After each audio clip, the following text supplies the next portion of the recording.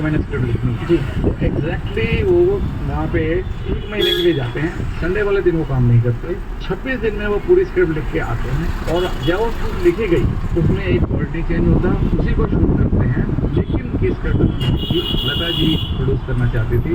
लता जी को नरेशन दिया तो लता जी को थोड़ी सी ना लगा कि नहीं ये कमर्शियल नहीं है, उन्होंने भाई कोई और सब्जेक्ट उठा ले, तो उन्होंने कहा आप उठा लीजिए, मैं वो करते ही नहीं थे। तो इसी पर लेकिन फिल्म का एक गीत सुन लेते हैं, या इजाजत में सुन लेते हैं। इजाजत का मेरा कुछ सामान तुम्हारे पास पड़ा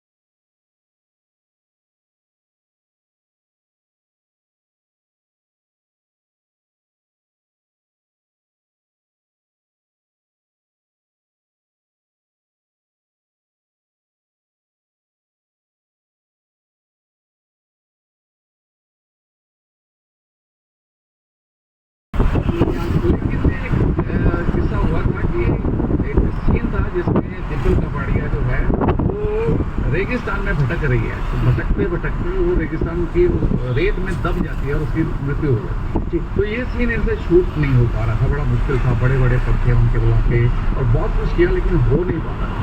तो फाइनली देख ये कि यार ये होगा नहीं, देखते हैं अभी दोबारा आएंगे क्या करेंगे। तो हम जब एडिटिंग में लेके आए तो मटेरियल थोड़ा कमजोर था, तो मैं ये तो लग नहीं रहा है इसका तो यार मेरे को पता नहीं है, तो यहाँ बैठे एडिटिंग रूम में एयर कंडीशन रूम में बोल रहे हैं वहाँ पर कितनी धूल हो रही है, वो तो सर वो तो ठीक है, पर ये तो आपको इतने परफेक्शन तो आपको ये चलेगा वैसे ही चलेगा, क्या करोगे? कहते हैं रिशूट करूँगा। मैं कहा जाओगे? कैसे आ जाऊँगा? मैं कहा आपको कॉफ़ी पीने का दिल है? क्यों ऐसा क्यों बोला? मैं बाहर बैठ के कॉफ़ी पीजिए, मुझे ये कहता है। अच्छा। मैंने रेस्टोरेंट दोबारा उसमें एक्सीडेंटली उन्होंने ऐसे एक्सटेंडेड शॉट लिए होते स्टॉप की तूफान जी विदाउट एनी। मैंने वो 8-10 शॉट्स निकाले और उनको पैरेलल सिंक्रोमीटर एक होता था जिसमें सिंक करते थे, ट्रैक्स बनाए। पहले डिम्पल कपाड़िया के ऊपर से दूर जा रही है हल्की हल्की, उसके बाद मैंने ट्रैक पे कर दिया और उसका स्टॉप करके उनको सिंक्रोमीटर में कॉर्पोरेशन होती है जी, वो कॉर्पोरेशन को मैंने फिल्म को थ्रेडिंग होती है, उसको थ्रेड करके सिंक्रोमीटर पर लगा के जी। उसके बाद मैंने गुजरात साहब को बोला, गुजरात साहब मेरे को कॉफ़ी पीने देंगे? तो फिर क्यों? मैंने कहा मैं कॉफ़ी पीने के बाद आपको कुछ दिखाना है। अच्छा। तो हम लोग फिर अंदर गए एडिटिंग रूम में और मैंने उनको वो दिखाया, कहते मुझे तो शूटिंग की ज़रूरत ही नहीं है, यही तो मुझे चाहिए था। क्या तो कई बार हो जाता है ऐसा, कमाल भी हो जाता है कि आउट ऑफ डाइवर्सिटी आप भी कुछ अच्छी चीज़ें निकल आती हैं जी। और वो सीन जो है वाकई लगता है कि डिम्पल कपाड़ी चलते चलते धीरे धीरे धीरे एकदम से फंस गई है। जी जी। तो यही इफेक्ट है। लेकिन का यारा सिली सिली गाना है, आज तक सुनते हैं लोग, क्या मस्त हो जाते हैं जी।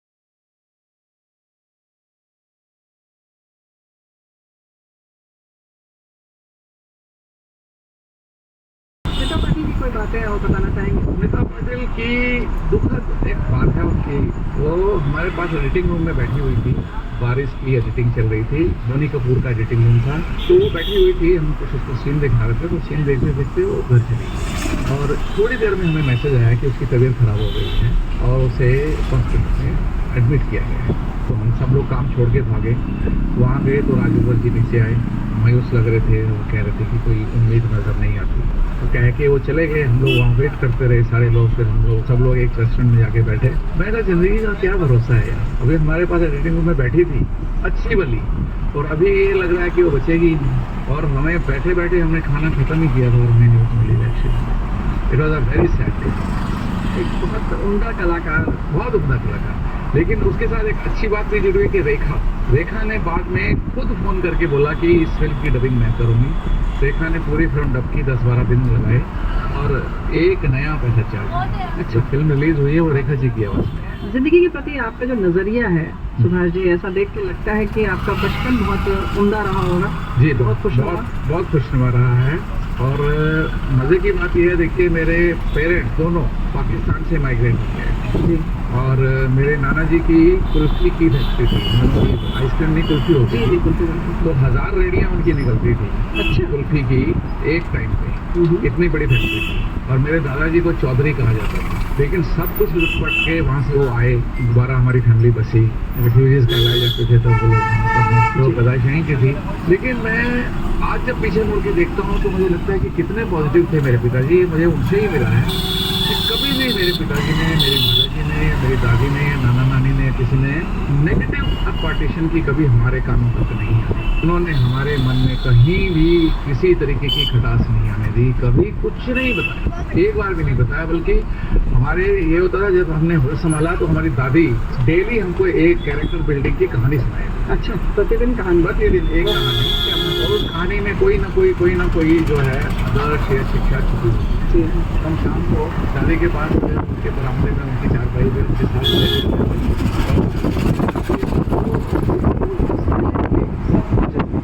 ये चीज़ें करती हैं।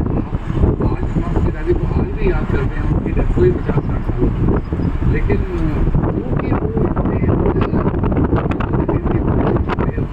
बिल्डिंग में, मैं आपको बताता हूँ, मेरी दादी के 5-6 भाई थे और 7-8 और रिश्तेदार।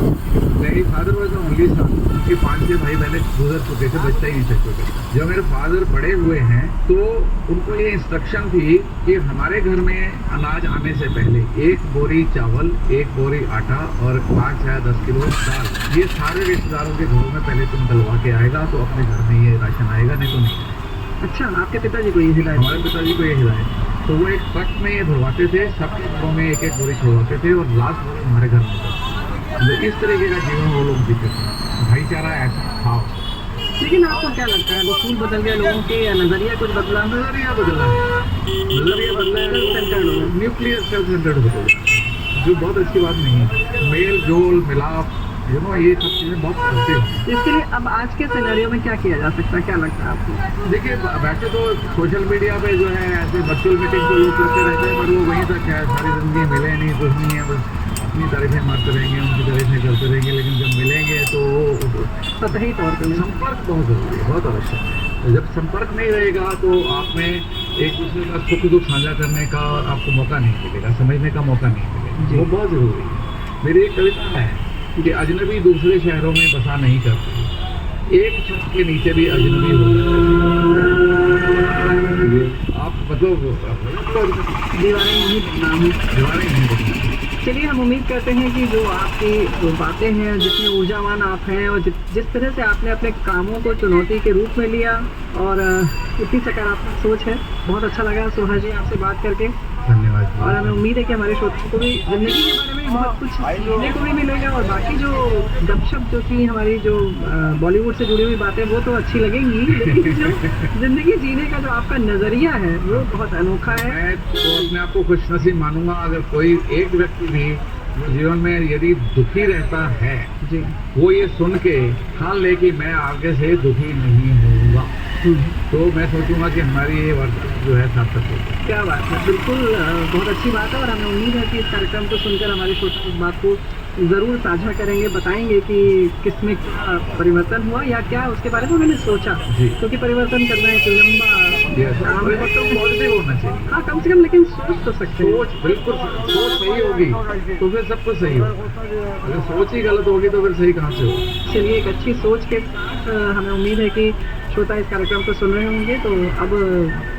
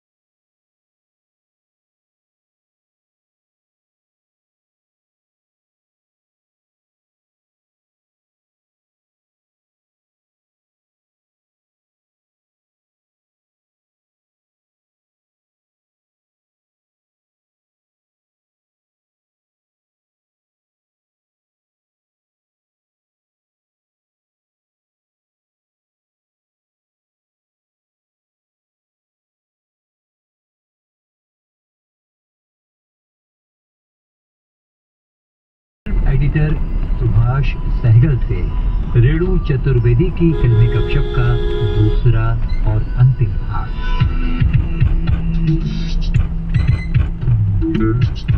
तकनीकी सहयोग दिया विनायक तड़वरकर ने। प्रस्तुति सहयोग आकांक्षा सिंह और कार्यक्रम की प्रस्तुतकर्ता रेणु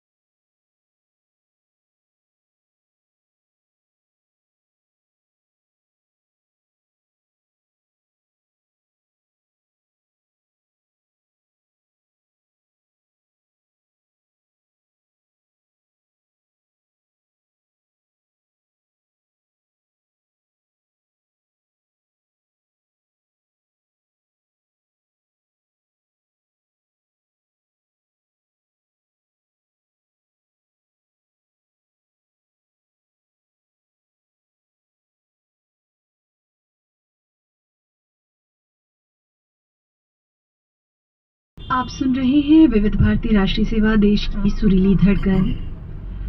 पल पल दिल के पास, इस कार्यक्रम के लिए कीजिए थोड़ा सा इंतजार।